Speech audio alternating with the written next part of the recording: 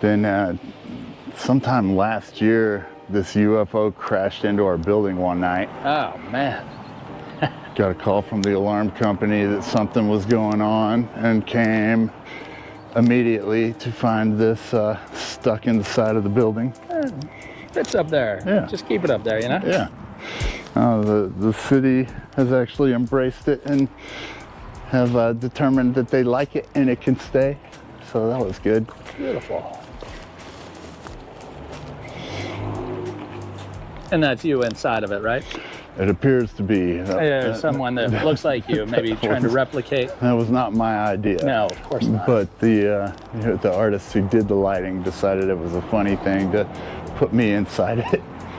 So yeah, this is the building, this is packed, and that's the Chambers project. And we are in Grass Valley, California. Awesome.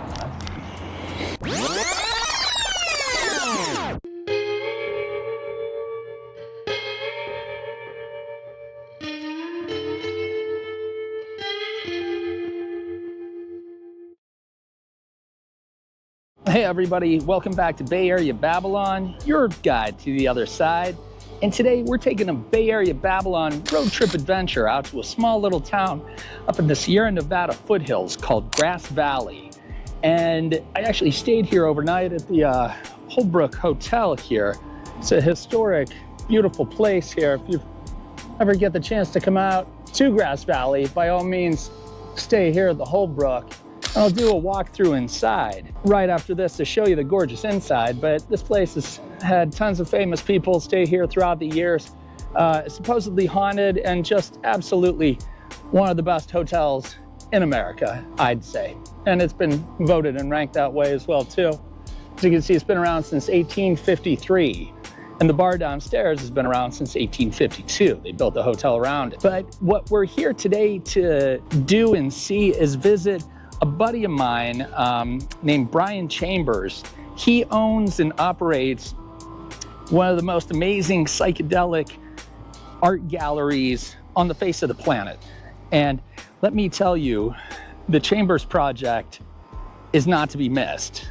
So let's go over, let's take a look at the hotel, let's take a spin through Grass Valley, and let's go meet Brian Chambers and see the psychedelic art revolution at the Chambers project.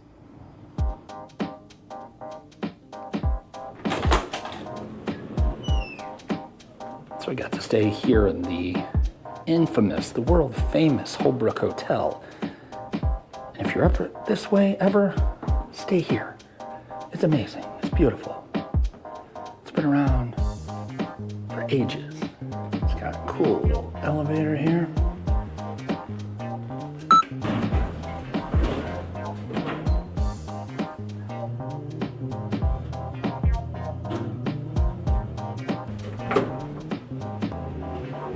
The infamous Golden Gate Saloon, established 1852. Spent a good time here last night, right on that bar stool right there.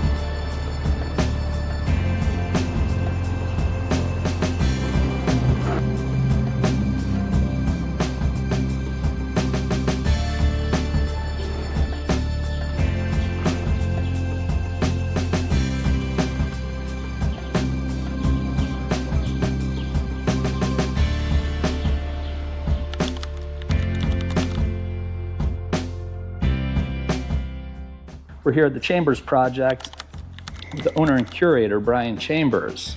Thanks so much, Brian, for taking the time here today. Yeah, man. Thanks for coming. Thanks for having me. All right, so your passion for collecting started out early with baseball cards and comic books. What drew you specifically to collecting psychedelic art? I suppose, I mean, as you said, I've been a collector to the core my entire life. I think I realized I was a collector in the mid-'80s when I was 6, 7 years old and had a pretty enormous Smurf collection. And then, as you said, I kind of moved to baseball cards and comic books. And then as I got into high school and started going to concerts, it was concert posters. A pretty transformative year of my life would have to be 1995, when I was a sophomore in high school.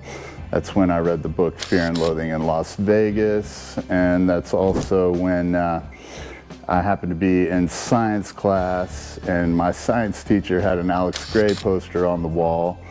And one day while I was actually tripping, she told the class that this art was inspired by LSD.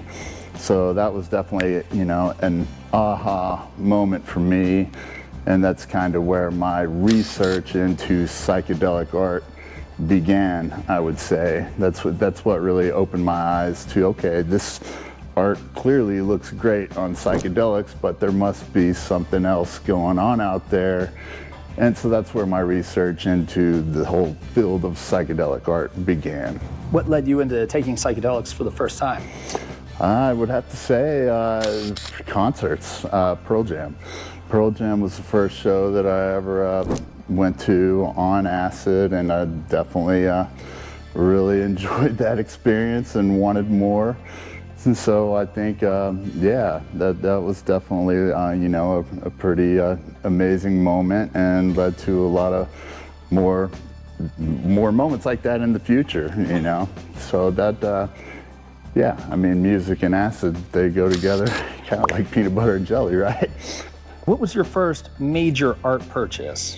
My first major art purchase would have been an Albert Hoffman signed 50-year anniversary of Bicycle Day poster. It was actually the first MAPS conference that took place in Santa Cruz in 1993. So 2 years previous to my acquisition of it, had this event took place. Albert signed and numbered 100 of these posters, and I was able to get my hands on one a couple years later in 1995 for $1,000.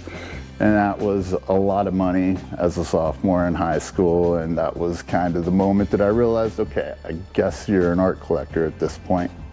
And $1,000 for a teenager, that's a major purchase. So what was it that really just drove you to just saying, okay, here we go, $1,000, that's a... Well, I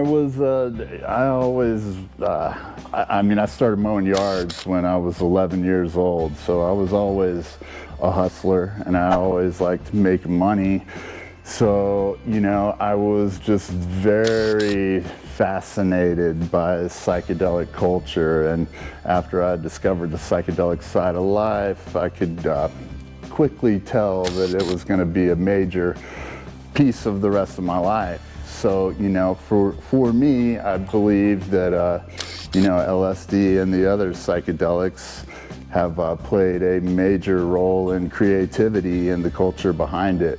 So, you know, for me, I had to have that piece because I could tell that that was gonna be very formative of my direction throughout the rest of my life. So after high school, where did life take you? After high school, I started college at the University of Tennessee on a track and field and cross-country scholarship. I bounced over to the University of Oregon and then back to Tennessee for a little while. In 2002, I moved to Flagstaff, Arizona, and have not been back east since, well, other than to visit my parents. I finished college in Flagstaff, Arizona, and then it was off to Northern California. It was always my goal. The first time I tasted Cali weed was in 1997, and I knew then that I needed to end up in California so that I could grow my own weed and also support a pretty serious art habit. Now, your research into the psychedelic art history led you to the 1960s San Francisco poster movement. What drew you in by this artwork, and what do you think makes that era's visual language so captivating? What drew you in? Well, you know, I mean, the Grateful Dead and just the whole history of San Francisco as the epicenter of psychedelic art and culture. You know, I think it's pretty undisputed that rock and roll, as we know it, kind of originated in San Francisco. You know, unfortunately for us, Rick Griffin, Wes Wilson, Alton Kelly, Victor Moscoso, and Stanley Mouse spawned from that. And I've just always been very captivated by the work from all those 60s artists and the way that they were able to visually capture the scene and put it on paper and send it away in these beautiful concert posters that have become, you know, timeless, iconic objects for everybody that was either at the shows or not. And, you know, like myself, I obviously wasn't there, but I'm just still, to this day, just blown away by the beauty and the cutting edge typography and imagery that came from the 60s. You know, I think that it's pretty obvious the psychedelic influence in a lot of these works. And I just, I think, I mean, Rick Griffin is, in my opinion, the forever undisputed heavyweight champion of the world of typography. I think that what that guy could do with a pen and paper is unlike anything I've ever seen before or after. I mean, there's definitely many great artists these days that have incredible chops with a pen and paper, but just some of the work that Rick and those other guys, but specifically Rick, was putting out in the 60s is just absolutely timeless. Now, you eventually transitioned from collecting to curating.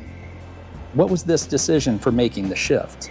You know, it was kind of just a happy accident. I suppose my career in the arts, where it kind of shifted to more of a long-term business model out of just purely collecting, would have happened at the Symbiosis gathering at Camp Mather in Yosemite in September of 2009. And at this festival, I commissioned Mars One, Oliver Vernon, and David Chong Lee to do a painting, a live painting over the course of 3 days. And at that festival, watching the paint on that canvas dry is kind of when I first saw a future for myself in the arts. And, you know, being able to share with everyone else in attendance the creation of a masterful painting that's become quite iconic over the years was a very special experience for me, and something that I was really committed to sharing and being involved with. For me, I've never really felt I was a very creative person. You know, my brother got the artistic genes and I got the athletic genes. So for me, it was a way to kind of insert myself into the creative process while also sharing it with as many people as possible that come to these events. So that was a defining moment in my life and career that would certainly, I feel at this point, fair to say, forever shape my future in the arts. Now, once you transitioned into collecting and curating, how did you start the Chambers project here? And did you have any previous studios? My first art gallery opened in New Orleans on Halloween 2009. And I had Mars One, Oliver Vernon, and Damon Soul do a live painting for the grand opening, and it was a group show with Mars One, Oliver Vernon, and Damon Soul. You know, and kind of to back up just a little bit, I met Mars One in 2008 and he was actually the first artist that I bought an original painting from. And at that point, that was kind of when my collection shifted from blotter art, psychedelic ephemera, with a heavy focus on Ralph Steadman prints and 60s posters. It kind of shifted to original works. After meeting Mars, he's the one that introduced me to Oliver Vernon and Damon Soul, and these guys collectively are now known as the Further Collective. And I think it's fair to say that the Further Collective started by accident at Symbiosis 2009. So over the course of the next few years, I was very heavy into collecting solo works, but also commissioning collaborative works from all these guys. And then in 2012, that's when I curated my first big solo artist gallery show, and that was with Damon Soul in San Francisco. And basically, between 2012 and 2017, I curated a big show, typically just one big show a year, and did that in pre-existing galleries in San Francisco, LA, Denver, New York, Miami. Basically, in 2017, my kids were starting to get a little older, and I kind of made the decision that I no longer was interested in focusing on my creative endeavors everywhere else. I wanted my kids to be able to watch me work. I wanted them to see what I was doing. I wanted my local community to be involved and share in what I was doing. So it was in 2017 that I made the conscious decision to focus all my creative efforts in Grass Valley. So the Chambers Project, as we now know it, I suppose, first began in Nevada City from 2017 until 2020. And then when the pandemic hit, I took the opportunity to resize and scale up. And that's when I found the building that we're currently based in. And it's certainly been a much funner place to operate. You know, there's a lot more real estate around here and room to grow. We're currently in our 501c3 nonprofit space. It's half of the building called PACT, the Psychedelic Arts and Culture Trust, and the Chambers Project Gallery is next door. So, you know, it's a constant work in progress and a forever evolving project, but we're having a lot of fun doing it. Now, what type of impact did the legalization of marijuana have on your career? Oh boy. The legalization of marijuana, I would say, had a big negative impact on my career. You know, I think it just naturally, a lot of people that were making some of the black market cannabis money were some of the first to start collecting this and embracing this type of aesthetic. You know, so I think as the cannabis market dried up, it put me in a position to find a different network of buyers. Fortunately, as the cannabis market dried up, so the psychedelic market and psychedelic research and psychedelics as medicine has expanded, and what was once taboo is now socially accepted and medically applied. And what that has done is shifted the lens from which the public as a whole kind of views psychedelic art. You know, I think psychedelic art in years past was kind of, I don't want to say derogatory, but it was not a term that many people like to use. Any traditional gallerist shied away from defining the work that they represent as psychedelic art. I certainly never did that.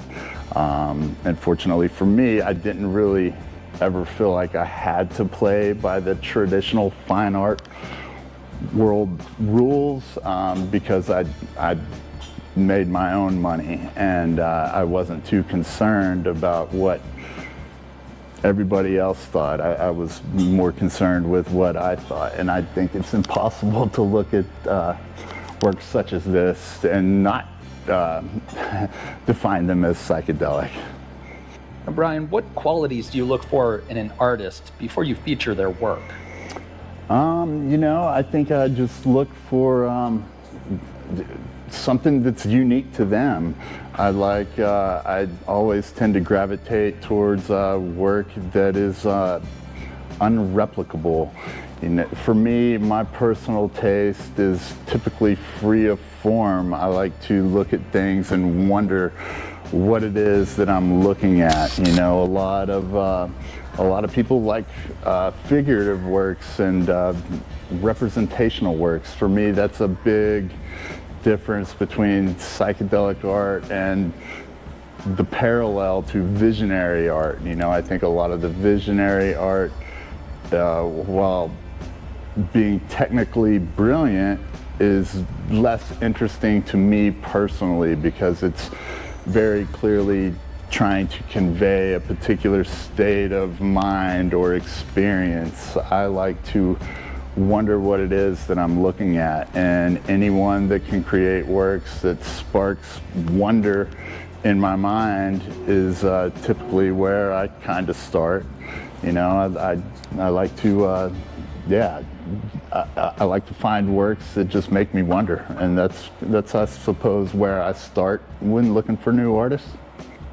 Now, when I first came up to Nevada City about 5 months ago, I was looking through a welcome brochure guide, and sure enough, the one thing out of the entire 100 pages of the magazine was this photo of a gigantic metal replication of Hunter Thompson. And it is just amazing as you walk in the front doors of the museum, that is the first thing that greets you there. And you've spoken about Fear and Loathing in Las Vegas being a turning point for you. Now, what is it about Hunter S. Thompson's writing and his persona that resonated so deeply with you? When I first read the book Fear and Loathing in Las Vegas, I was just discovering the psychedelic side of life, and just the way that he wrote and the freewheeling, reckless abandon from which he operated and was able to transcribe onto paper deeply resonated with me and the way that I was rolling around and spending my life at that moment. I'll never forget discovering that all the illustrations in Fear and Loathing were done by an artist named Ralph Steadman. I always kind of thought that Hunter had to draw them because they were just so spot on and accurate in visually describing the scenes that Hunter was writing about, and that just blew me away, and looking back on it, I think that probably had a little bit more of an influence on me and the collaborative foundation of my whole operation than I might have realized at the time. Never had I seen or experienced a writer and an artist of words to be able to collaborate with a visual artist and illustrator such as Ralph Steadman. So for me, Ralph and Dr. Gonzo and everything that they did together has been very foundational for where my taste in the arts came from and where it's going. The whole Gonzo side of life and the way of living like that is something that I cherish.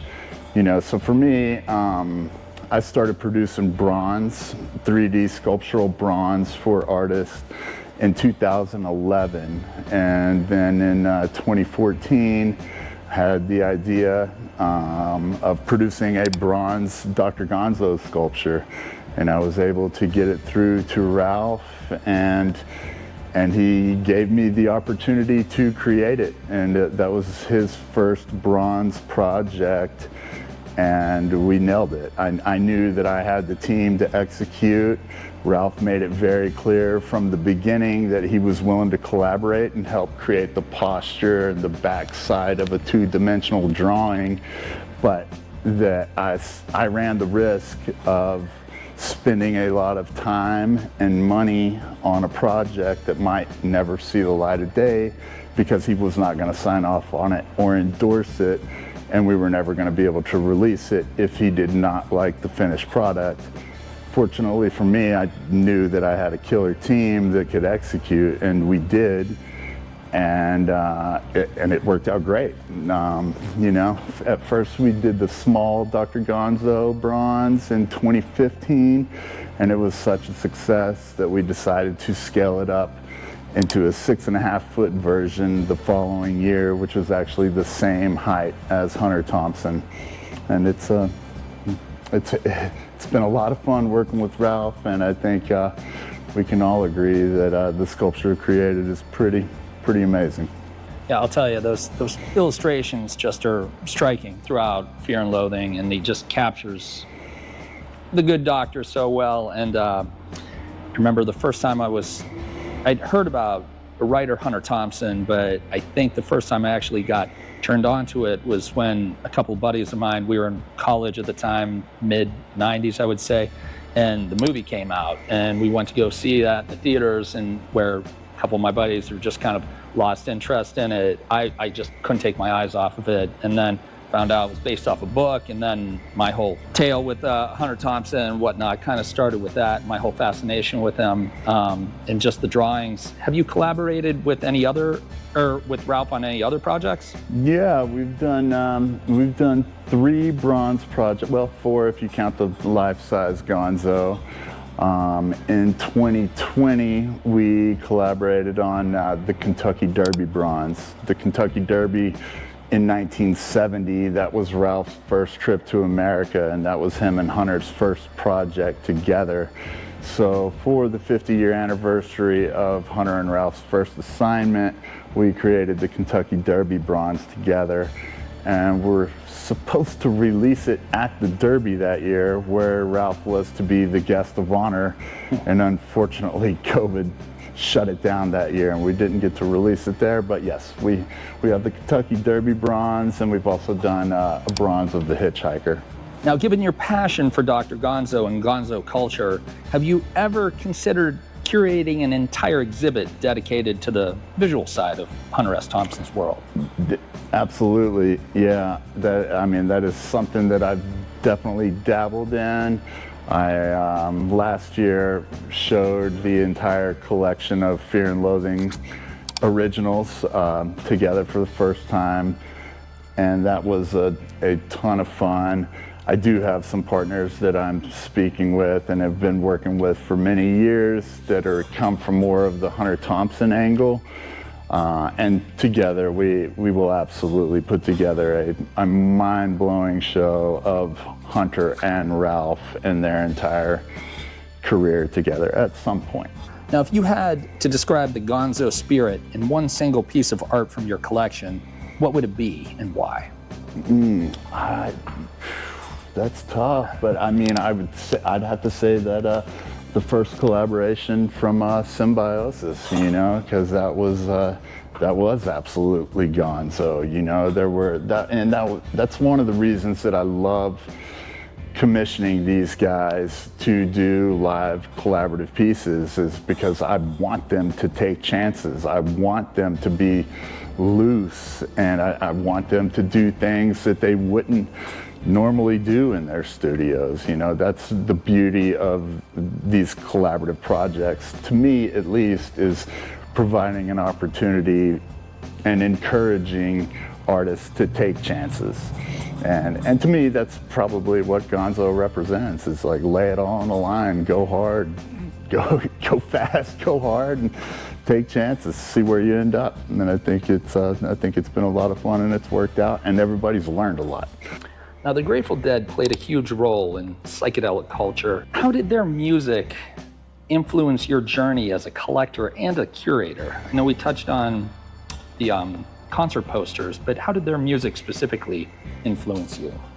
That's, I think the Grateful Dead and the music that they created was so optimistic and so loving, and encouraging of living life to the fullest.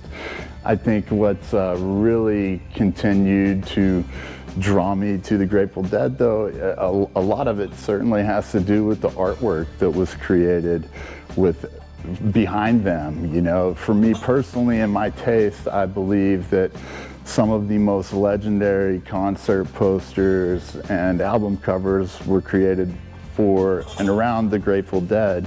So not only is the music timeless and the culture is undeniably a global phenomenon that will continue to live in some form or iteration forever. You know, I think they were just always at the epicenter and at the pinnacle of creative psychedelic art and culture, and they've always just, for me, really represented, you know, the most cutting edge, but also the most beautiful melodies and just rock and roll. I mean, it's all just incredibly optimistic and loving music, and the people that gather around to celebrate it is really what does it for me and always has, you know.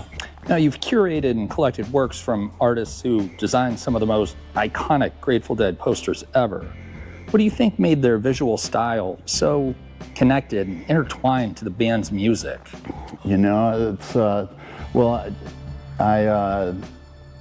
Rick Griffin, I've worked very closely with his widow and all of his kids. You know, unfortunately, I never got to meet Rick, but I do know that he really did love the Grateful Dead.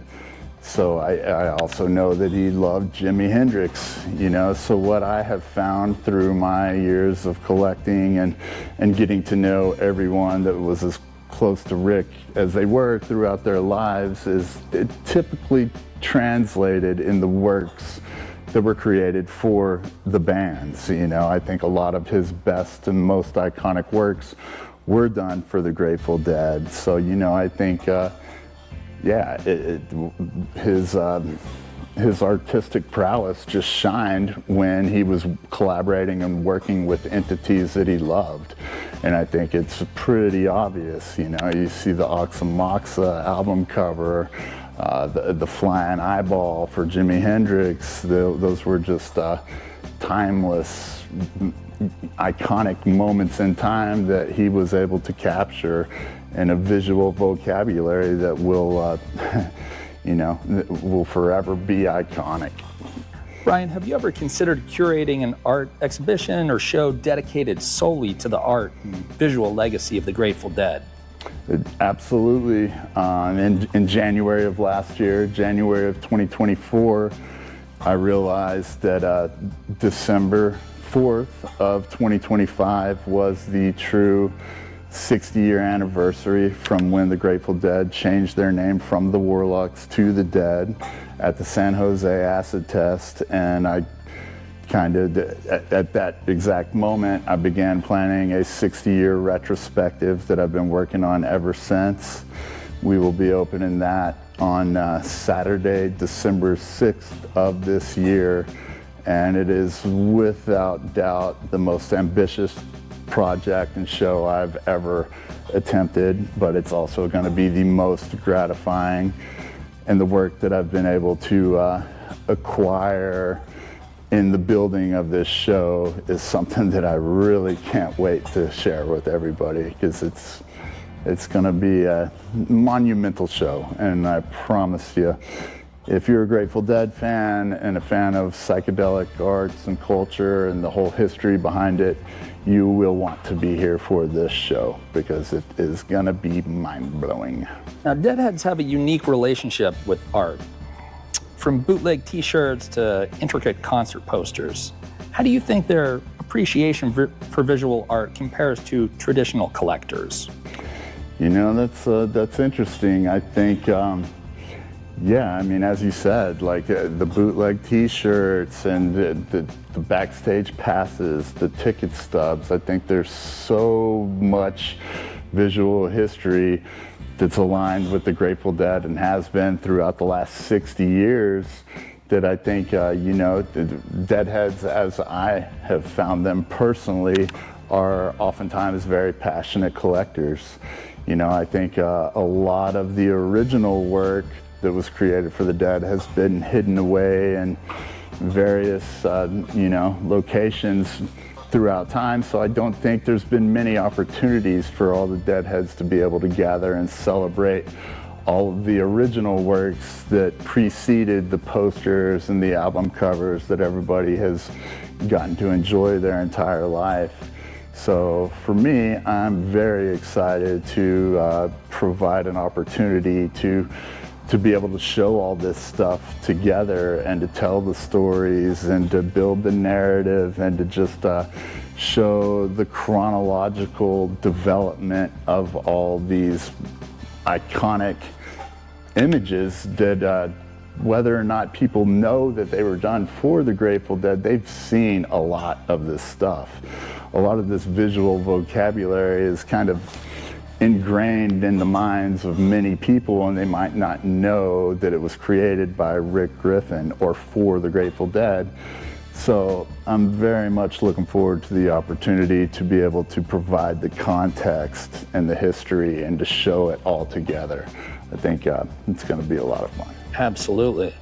And if you could commission one piece of psychedelic art that was inspired by the Grateful Dead for the Chambers project specifically, what would you want it to capture? I would say it would have to capture community. Community. I think for me, the whole communal aspect of the counterculture and the cutting edge, like pushing it. I think it's a very hard thing to define, but for me, I think without bounds, I'd like to see something that captures the whole communal spirit. So a lot of the lettering and the fonts from the 60s posters are untouchable. Now your beautiful, absolutely mind-blowing gallery here features psychedelic art, abstract art. What is your hope as the creator of the Chambers Project? What is your hope that visitors who come here, what do you hope that they experience and take away from visiting the Chambers Project? Well, kind of my mission with the Chambers Project and also PACT is to provide world-class art in an accessible way. I think a lot of people get a little bored with the traditional museum model, and while we do kind of focus on museum level curation, our mission with PACT and the Chambers Project is to honor the past, celebrate the present, and help shape the future of psychedelic art and culture.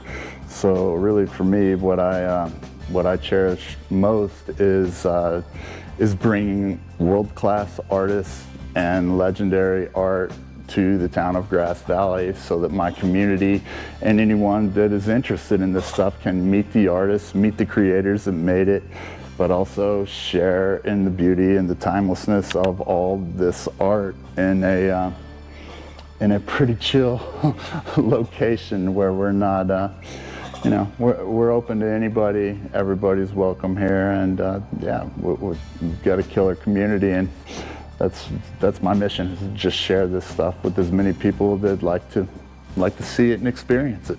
Absolutely. And it's awesome because your gallery also offers workshops and a separate club and even a concert venue here.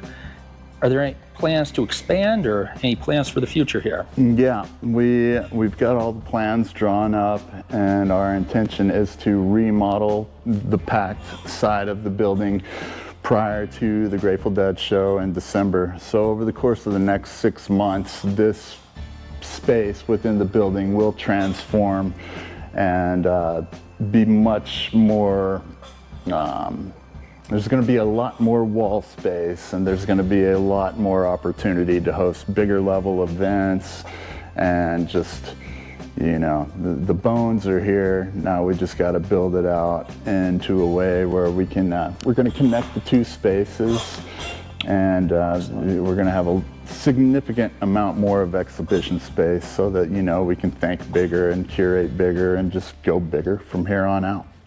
18 karat yellow gold, 18 karat rose gold. They're in the works. This is all silver. This is going to be having some platinum added to it in places. I'll probably do a rose gold rim around here with some more rose gold kind of emanating out of the silver to kind of give it a glow, if you will.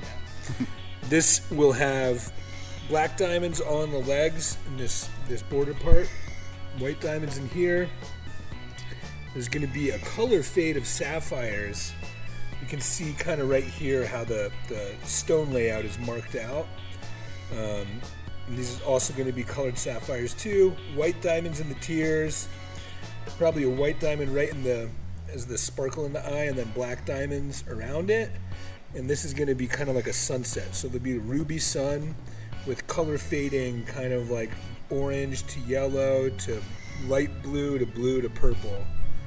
And this is going to be a color fade of light blue down to dark blue down there. All custom cut sapphires. And it's going to be a humdinger. Sean Smokovich, y'all. More yes than no. Yeah. Phase. He did the Ralph Steadman jewelry, Dr. Gonzo pendant. Very cool, man. Yeah. Master jeweler. Master jeweler. Yeah. Thanks. Thank you very much. I'll have to say, this is a medium that no one can ever truly master. However, I appreciate the sentiment. Anything else you want to highlight in here? Oh, you want to check out the bus? Yeah, definitely. Let's check out the bus. Thank you. So when the whole pandemic happened, decided it was a good idea to create a low-key family vacation vehicle, and this is a creation of Colin Prawl, who did all the paint job. This is obviously inspired by Rick Griffin's Pacific Vibrations masterpiece, and you can see a lot of Rick influence on here. And on the back, more Griffin stuff. This is from the Beatles Illustrated Songbook, and obviously our logo. Oh, wow. Yeah.